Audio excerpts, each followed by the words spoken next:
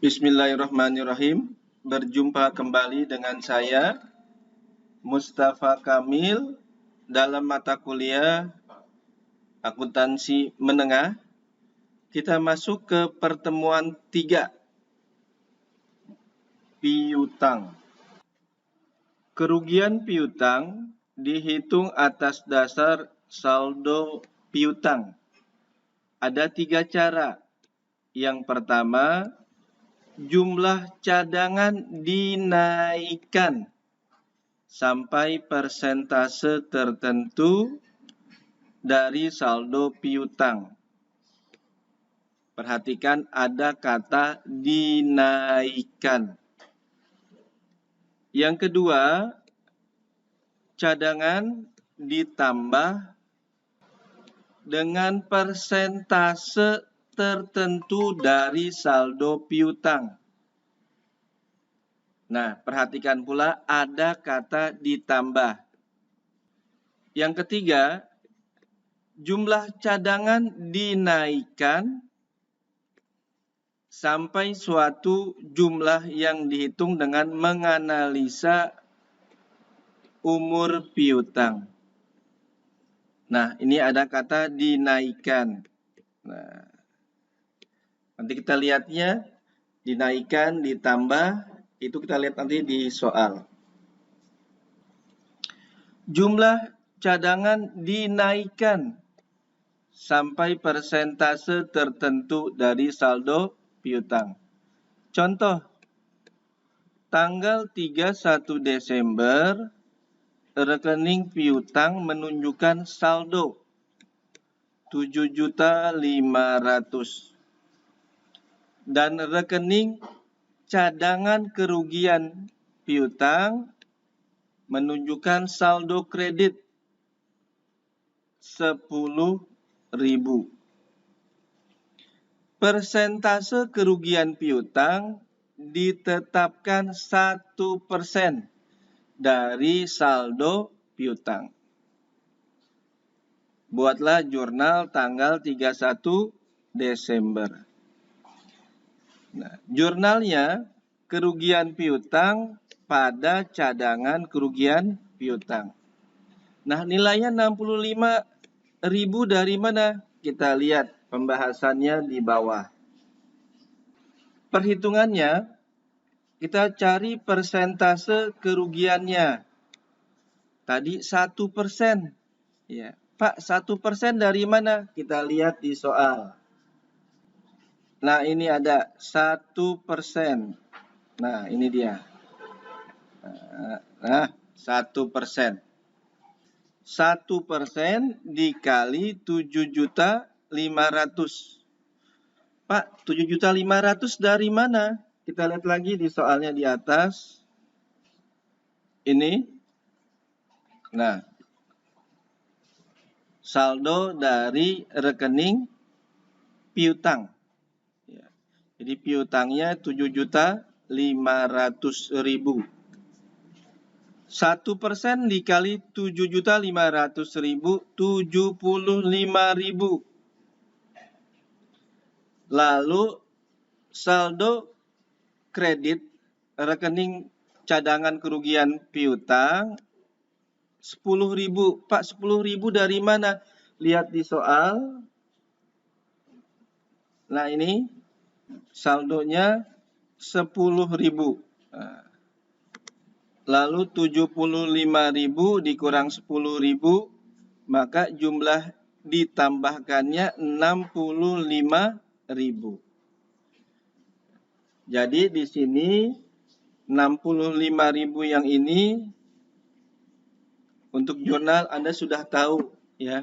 Dapat dari mana? Karena ada dinaikkan. Nah, dinaikkan. Kalau dinaikkan berarti selisihnya. Ya. Ada saldo kerugian 10.000,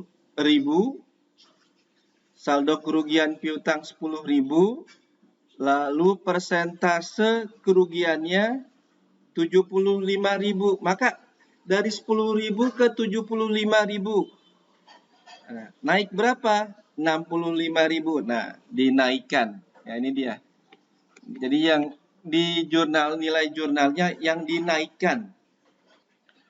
Nah, ini nanti di buku besar cadangan kerugian piutang akan terlihat saldo awalnya cadangan kerugian piutang 10.000.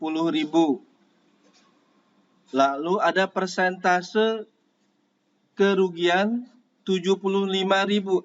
Nanti pada akhirnya saldo dari cadangan kerugian piutang itu 75.000. Nah, itu dia. Nah, ini. Nah, maka berapa kenaikannya? Nah, yang menjadi kerugian periode ini, nah, selisihnya 65.000. Kita teruskan.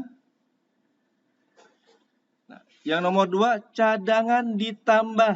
Nah, tadi dinaikkan, sekarang ditambah. Kalau ditambah, langsung yang di jurnal nilainya nilai dari kerugian yang periode tersebut. Tadi kerugian periode tersebut berapa? 1% dikali total dari saldo piutang 7.500.000. Kita lihat perhitungan yang di atas lagi tadi. Yang ini. Nah, ya. 75.000 hasilnya.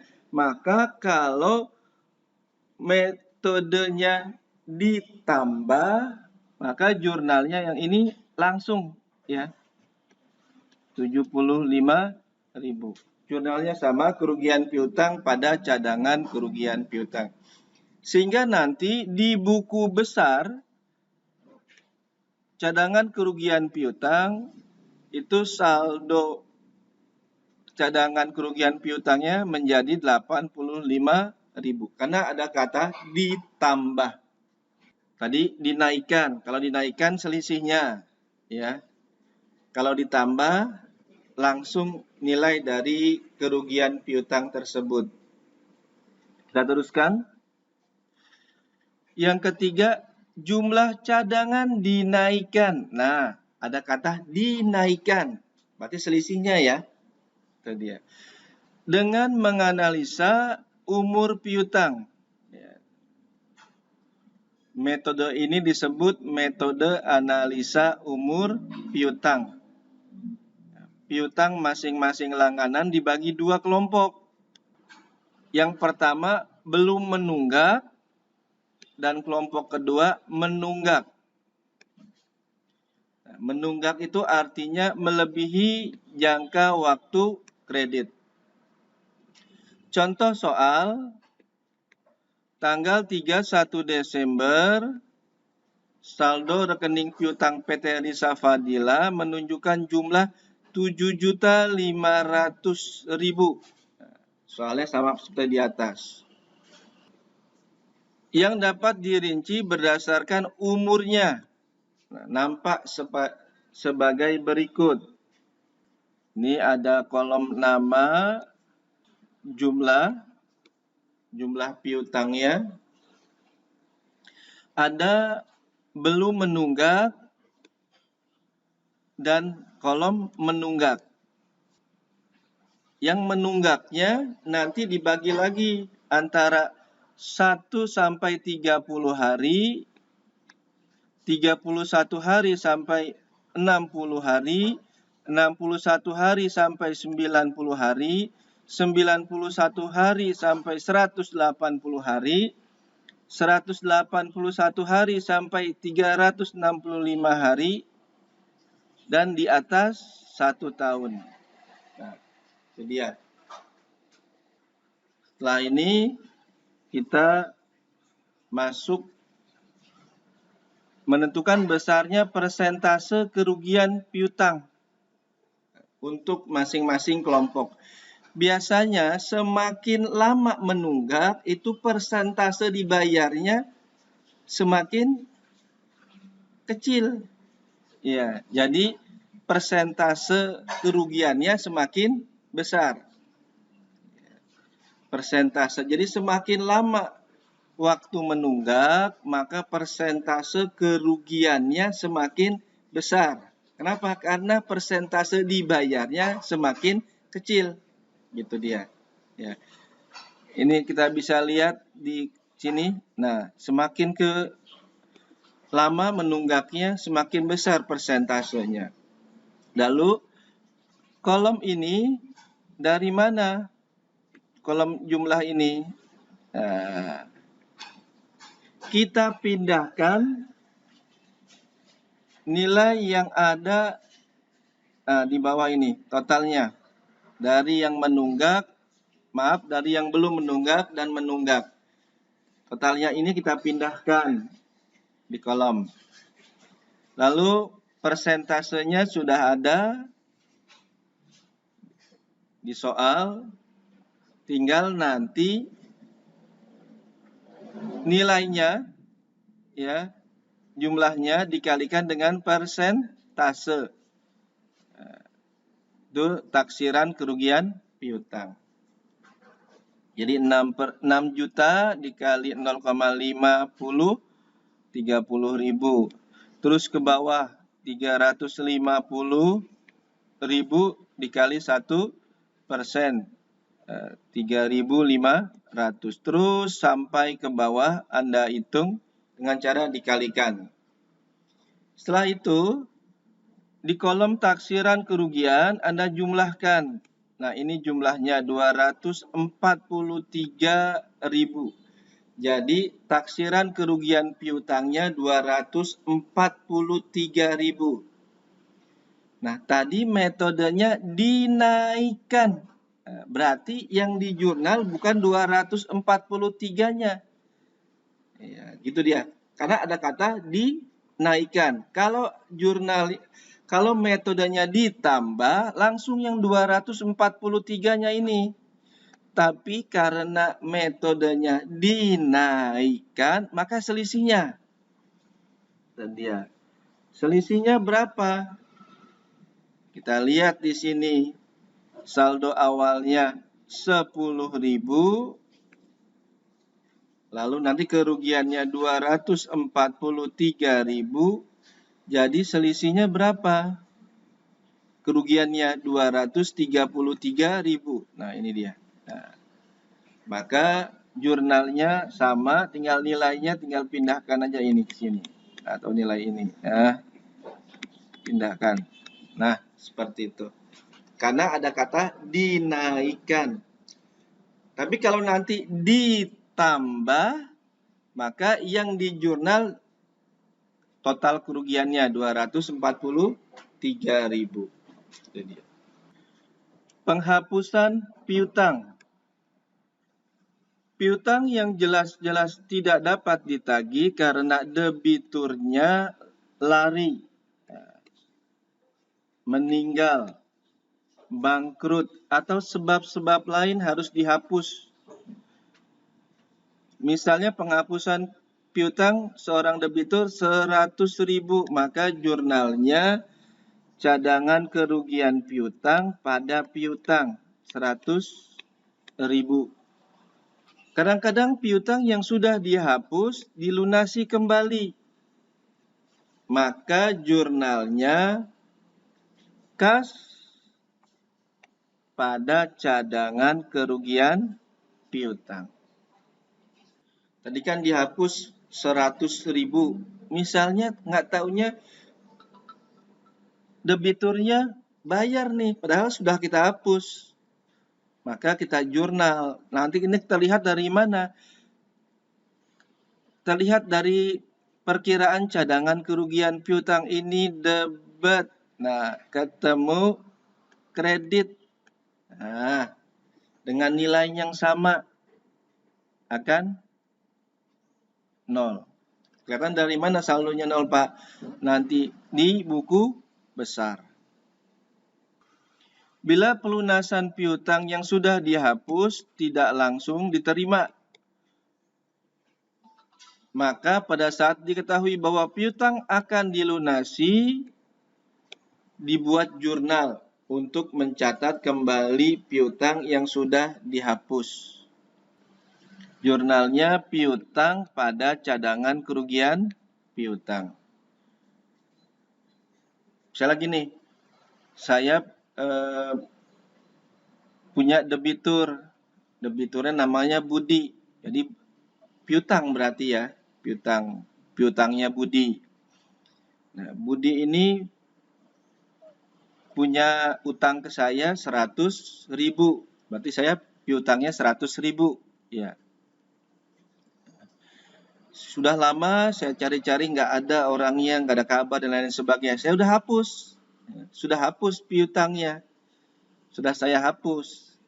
Nggak tanya dia telepon, Pak, saya nanti minggu depan mau bayar hutang saya. Nah, maka saya harus jurnal. Ini jurnalnya.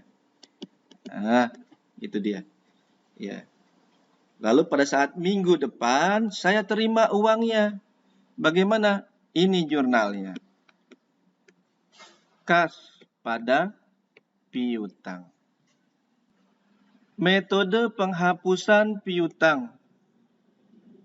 Nah, metode ini biasanya digunakan dalam perusahaan-perusahaan kecil atau perusahaan yang tidak dapat menaksir kerugian piutang dengan tepat.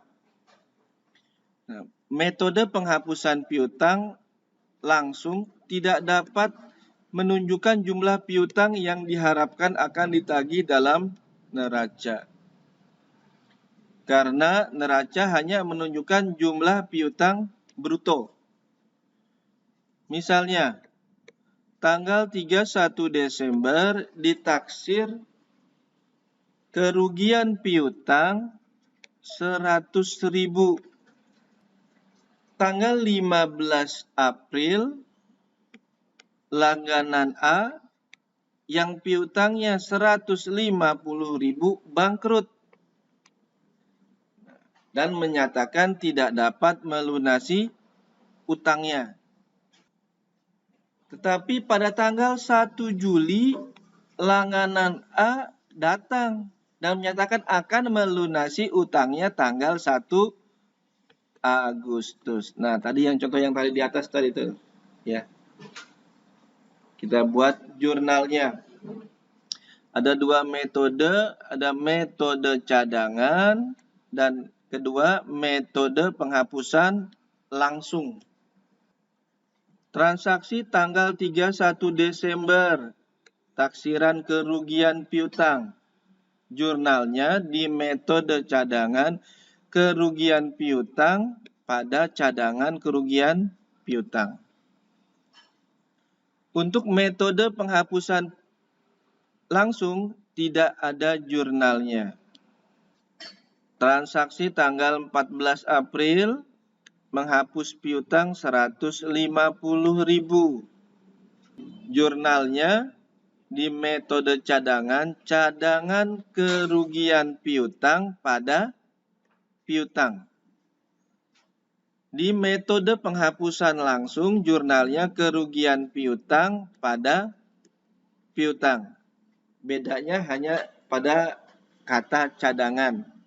Di metode cadangan ada cadangan, metode penghapusan langsung tidak ada kata cadangan. Tanggal 1 Juli, A menyatakan akan melunasi. Nah, maka dibuat jurnalnya. Itu dia. Jurnalnya itu untuk memunculkan piutangnya tadi. Tinggal jurnal balik aja dari sini, ya. Dari yang ini, nah, kita balik. Nah, ini dia jurnalnya. Yang metode penghapusan langsung juga sama, tinggal yang ini ya dibalik aja. Untuk tujuannya memunculkan perkiraan piutang.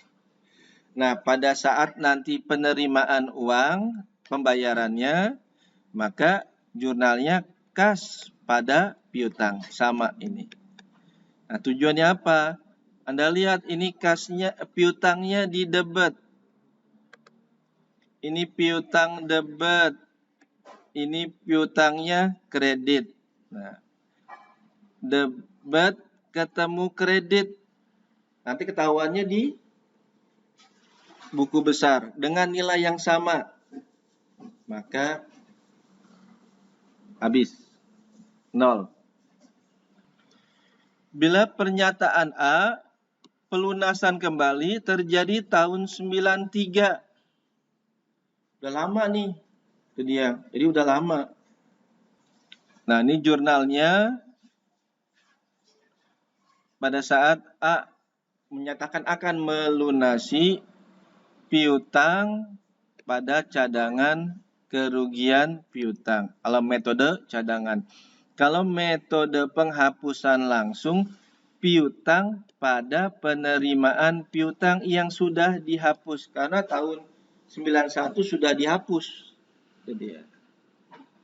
Pada saat penerimaan, jurnalnya sama, kas pada piutang. Kita masuk ke wesel. Nah, dalam perhitungan bunga, wesel atau bunga diskonto, 1 tahunnya itu perhitungannya 360 hari. Misal, wesel dengan nominal 300.000, jangka waktu 2 bulan. Tanggal 1 Maret.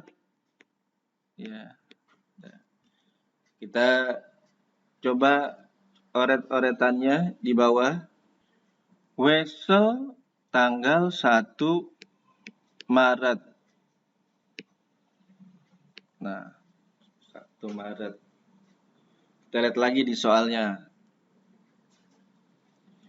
Jangka waktunya 2 bulan. Nah, ini jangka waktunya 2 bulan. Balik lagi. Maka nanti dia kalau 2 bulan tinggal tambah aja. 1, 3 kan? Maret kan 3. 3 tambah 2, 5. Berarti jatuh temponya sini tanggal 1 bulan 5. Ya, 5 Mei. Nah, gitu. Jadi kalau dia bulan dengan perhitungannya bulan, jangka waktu 2 bulan, jangka waktu 3 bulan, tinggal ditambahkan aja di bawahnya. Ya, tinggal ditambahkan di bawahnya. Nah, maksudnya di bawah di mana, Pak? Di sininya tambahkan ini. Ya, kalau dia 3, ya 3 plus 2. Nah, gitu aja. Ya, 3 plus 2. Jadi 5. Jadi bulan Mei, 1 Mei jatuh temponya, jangka waktu. Pak, jangka waktu 5 bulan. Ya 3 tambah 5, 8. Maka di sini nanti jangka waktu itu temponya Agustus. Nah, segitu. Ya, kita teruskan. Nah, didiskontokan, artinya dijual weselnya tanggal 26 Maret. 26 Maret taruhlah di sini. Ya, 26 Maret. Nah, maka Anda harus cari periode diskonto. Dari periode diskonto itu dari dia didiskontokan, dijual, sampai dengan jatuh tempo. Nah, ini. Berapa harinya? Periode diskonto. Nama periode diskonto. Dari dia didiskontokan atau dijual sampai jatuh tempo. Berapa harinya? Kita lihat di tadi tanggal 26 didiskontokan. Ya, 26 Maret. Tanggal 26 Maretnya tidak dihitung. Bulan ya. Tanggal 26 Maretnya tidak dihitung. Yang dihitung tanggal 27-nya. Ya, jadi pada saat didiskontokan tidak dihitung. Dari tanggal 27 sampai tanggal 31 Maret. Berapa hari? 5. Nah, April 30 hari. Nah, Tadi kan jatuh tempo tanggal 1 Mei. Maka tanggal Mei-nya 1 hari. Maka totalnya 36 hari. Nah, ini namanya periode diskonto atau hari diskonto. 36 hari. Jadi dihitungnya dari tanggal diskonto atau tanggal dijualnya wesel sampai dengan tanggal jatuh temponya wesel. Nah, apabila di soalnya tadi jangka waktunya bukan bulan, hari. Jangka waktunya 60 hari. Misalnya. Jangka waktunya 90 hari. Jangka waktunya 65 hari. Boleh nggak? Boleh. Maka nanti Anda harus hitungnya dari hari. Ya. Kalau tadi bulan, gampang. Tinggal bulannya aja. Ya. Jatuh jangka waktunya 2 bulan. Maka tinggal 2 ditambah 3. Karena Maret 3. Ya, 5 jatuh tempo. Gampang itu ya. Maka kalau jatuh tempo jangka waktunya dalam hari, misal 60 hari, maka kita cari tanggal jatuh temponya. Caranya, bulan Maret. Tadi kan Maret ya, 1 Maret. Bulan Maret itu ada 31 hari. Tapi tanggal 1 Maretnya tidak dihitung. Ya. Itu dia. Berarti Maret ini 30 hari. Seperti itu. Lalu kan tadi jangka waktunya 60 hari ya. Berarti bulan April masuk. April, tadi 30 hari di bulan Maret. April ada 30, pas nih. Berarti 30 tambah 30, 60. Berarti jatuh tempo tanggal 30 April. Kalau seandainya nanti misalnya di soalnya jangka waktunya 65. 65. Nah, itu. Ya. Jangka waktunya 65. Kita lihat di sininya. Hitung. Bulan Maret 30 hari. Nah, ini. Tanggal 1 Maretnya tidak dihitung. April 30 hari. 30 tambah 30, 60. Tadi jangka waktunya berapa? 65. Berarti ada sisa 5. Berarti di bawahnya bulan Mei. Nah, seperti itu. Mei. Nah, M aja dah. Mei berapa di sini? 5. Nah, 5. Maka jatuh temponya tanggal berapa? Tanggal 5 Mei. Nah, seperti itu. Jelas ya? Apabila wesel jangka waktu 2 bulan. Nah, 2 bulan. Tanggal 17 Februari. Maka wesel jatuh temponya. Kalau yang bulan-bulan, nah agak mudah ini. Tinggal nanti Anda tambah. Kalau Februari itu kan 2, ya. Februari itu 2. Nah, gitu aja. 2. Nah. Lalu jangka waktunya 2 bulan ya, tinggal tambah 2. 2 tambah 2, 4. Berarti nanti jatuh temponya bulan April tanggal 17. Nah, gitu. Kalau misalnya di soalnya jangka waktunya 4 bulan. Nah, 4.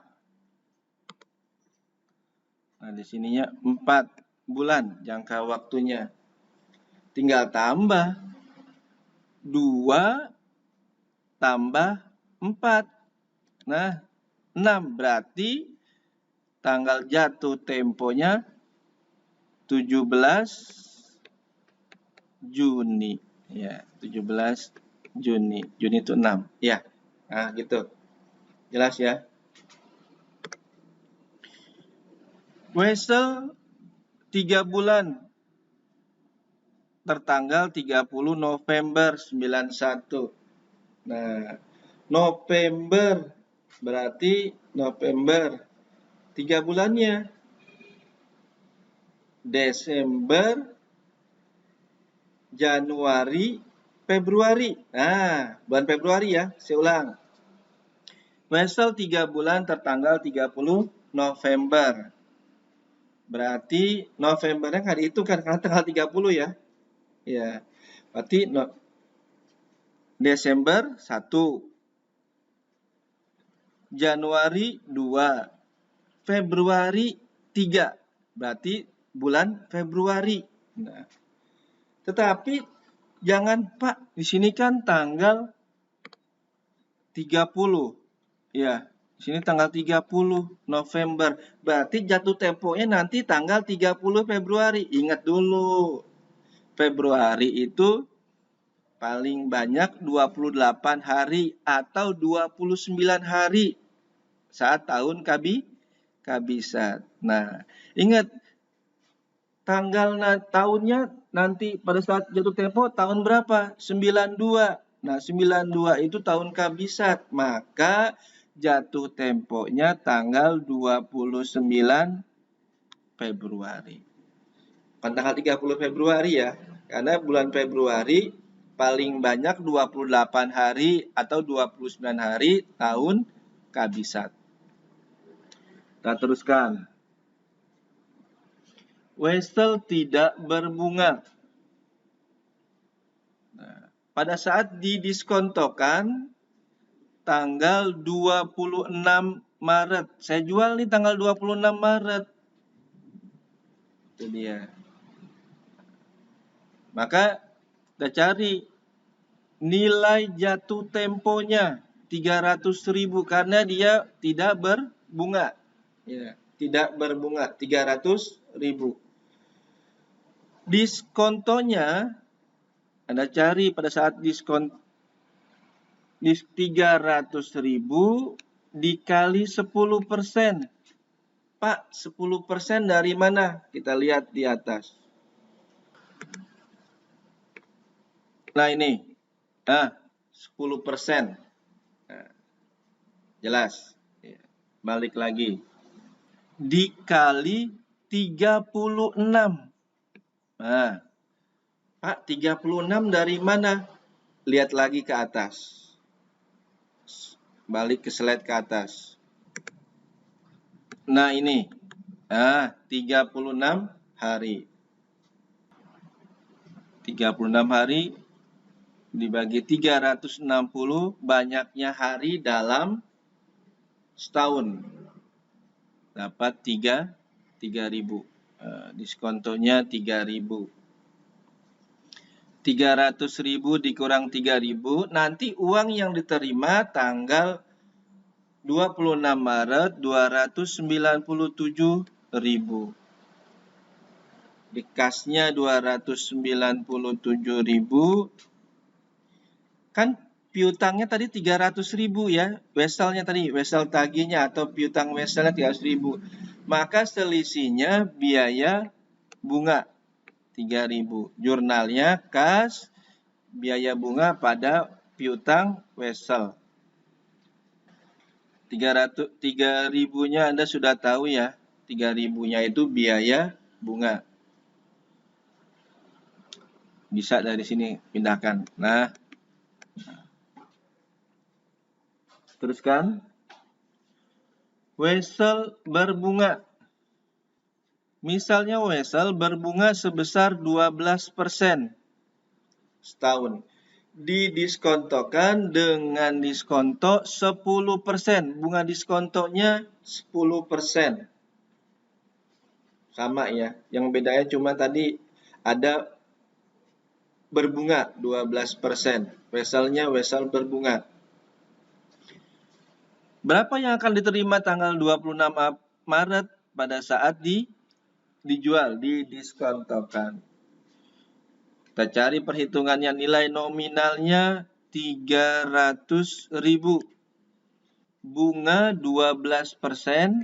Nah, 12% yang ini. Nah,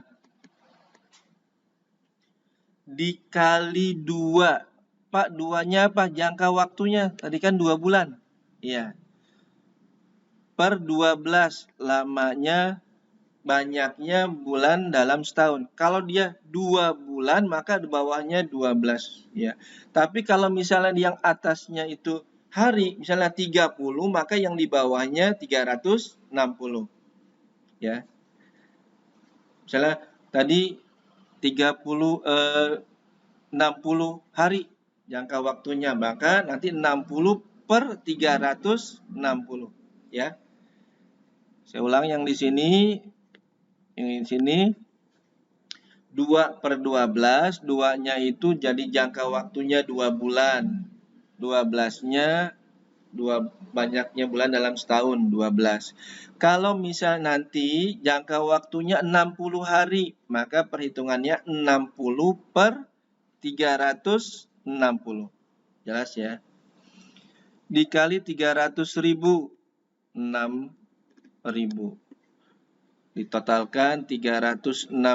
Ini nilai jatuh tempo vessel. Nanti pada saat jatuh tempo, ya, nilainya 306.000. Lalu di diskonto tanggal 26 Maret. Kita cari nilai diskontonya. Nah, nilainya, perhitungannya, nilai saat jatuh tempo 306.000 dikali bunga diskontonya 10%. Nah, yang ini 10%-nya. Nah, dikali hari diskonto atau periode diskonto. Yang tadi di atas sudah kita cari ya, 36 dibagi 360. Didapat 3.060. Nah, ini nilai jatuh tempo 306.000 dikurang dengan diskonto. Maka uang yang diterima tanggal 26 Maret 302.940. Jurnalnya kas pada piutang wesel pada pendapatan bunga. Kasnya 302.940. Nah, Pak, pendapatan bunga dari mana nih Pak nih? Cara mencarinya, selisih aja, Anda cari selisih antara kas ini dengan piutang weselnya. Ya, terima kasih. Semoga bermanfaat. Apa kabar semuanya? Sambil kuliah, sambil bisnis yuk. Ikut gabung menjadi mitra ISC Club. Di bisnis online, bahan kebutuhan pokok kita sehari-hari. Namanya ISC Global. Membernya gratis. WA aja langsung ya ke saya. 7 manfaat menjadi mitra ISC. Pertama, gratis biaya kirim.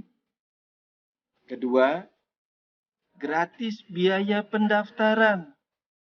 Tidak ada biaya sama sekali. 3, cara pesan produk sangat mudah. Lewat handphone Anda. 4, produknya kebutuhan sehari-hari. Serasa memiliki minimarket di HP kita. 5, harga bersaing dengan produk di pasaran. 6, dapat komisi. Jadi, kebutuhan kita, pengeluaran kita, untuk kebutuhan sehari-hari menjadi sumber pendapatan kita, menjadi sumber penghasilan kita. 7. Dapat diwariskan. Ini di antara produk-produknya.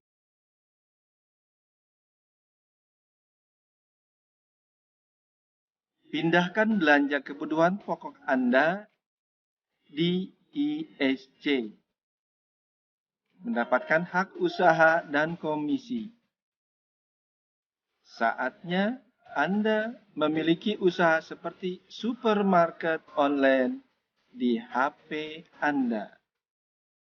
Tidak perlu sewa toko, tidak perlu stok produk, tidak perlu jaga toko, tidak perlu bayar gaji karyawan, bisa dikerjakan dari rumah saja melalui HP Anda.